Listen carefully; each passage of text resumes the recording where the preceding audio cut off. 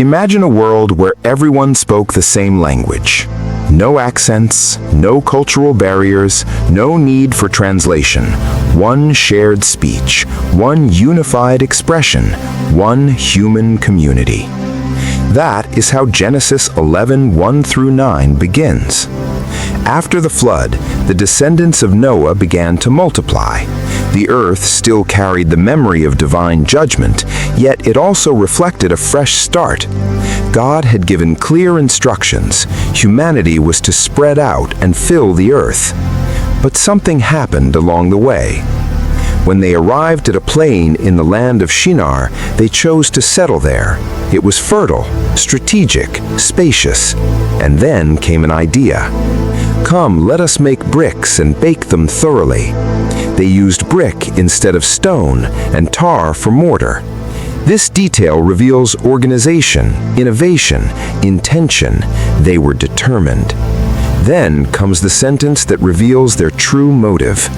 Come, let us make a name for ourselves, and a tower whose top reaches to the heavens, and let us make a name for ourselves, so that we may not be scattered over the face of the whole earth. Notice carefully, let us make a name for ourselves. Why the need for a name? Why the desire to reach the heavens? Why the fear of being scattered? This was not merely architecture. It was a declaration of independence, a bid for security apart from God. They did not just want unity, they wanted centralized power, identity built on human greatness. Pride rarely announces itself as pride. It disguises itself as ambition, as progress, as unity.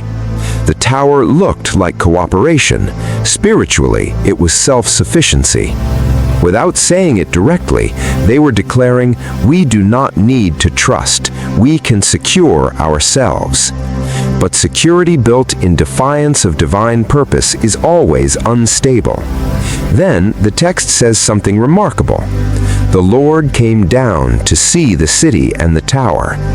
There is subtle irony here. The tower meant to reach heaven was so small that God came down to observe it. Perspective changes everything. What appears massive to humanity can be microscopic before eternity, and what we build to look great may reveal how small we feel inside. God observes their unity and says, they are one people with one language, and this is only the beginning of what they will do. Unity is powerful. Human beings united can accomplish extraordinary things. The issue was not ability, it was direction. Unity without submission becomes organized rebellion. So God intervenes. He does not send fire. He does not destroy the tower physically. He confuses their language. Suddenly, workers cannot understand each other. Instructions fail. Frustration replaces momentum. The city is called Babel, meaning confusion. But reflect carefully. Was this punishment or protection? If humanity had remained unified in collective pride, what kind of civilization would have emerged? One where human glory replaces divine dependence. One where God's name is eclipsed by man's name. Sometimes interruption is mercy. How many towers have we begun building in our own lives? A career that replaces purpose, status that replaces character, image that replaces identity. How often do we try to make a name for ourselves?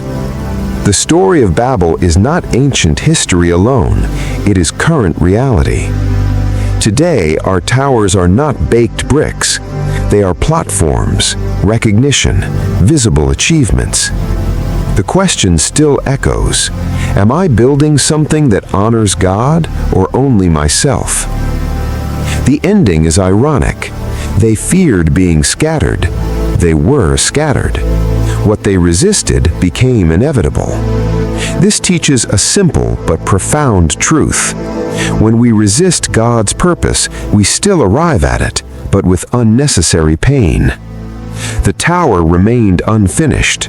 The name they tried to secure faded into dust, but God's name endured.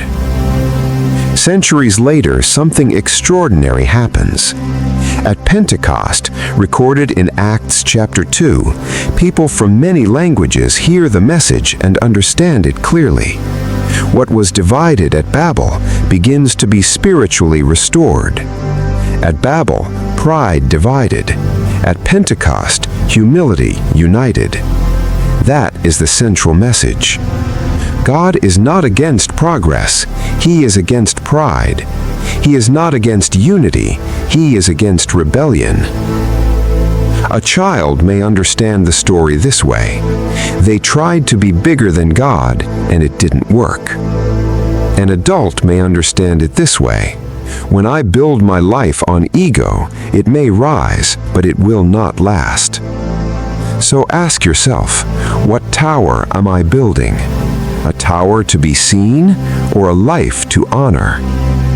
The true path to heaven has never been climbing by human effort, but trusting. The Tower of Babel never reached heaven, but its story still reaches hearts. And every day we choose to stack bricks of pride or to build a life of humility. If this story spoke to your heart, don't stop here. Subscribe to the channel and follow every chapter of the Bible told as powerful, easy-to-understand stories. Leave a like, share with someone who needs to hear this message, and turn on notifications so you don't miss the next episodes. See you in the next chapter.